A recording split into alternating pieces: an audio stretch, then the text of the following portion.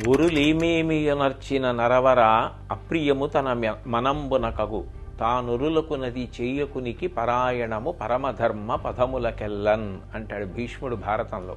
మనం ఎవరినైనా ఇతరుల్ని ఏదైనా అనే ముందు వాళ్ళు మనని అట్లా అంటే మనకెంత బాధ కలుగుతుందా సంతోషం కలుగుతుందా ఆలోచించాలి.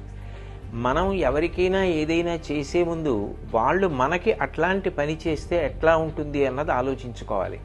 మనం ఇతరులను ఒక మాట అంటే వాళ్ళు బాధపడతారు అని తెలిసినప్పుడు అటువంటి మాటలు మాట్లాడకూడదు. ఏ పని చేస్తే ఇతరులు బాధపడతారో అటువంటి పనులు అసలు చేయకూడదు. ధర్మాలలోకెల్లా పెద్ద ధర్మం అదే. కాబట్టి సంయమనం అన్నది పాటించాలి. 84 లక్షల జీవరాశులలో వాక్కు ఉన్నది మనుష్యుడికొక్కడే. ఆ మనుష్యుడు తన వాక్కుని 10 మంది శాంతి కోసం సంతోషం కోసం వాడాలి తప్ప ఇతరుల మనసులు గాయపడడానికి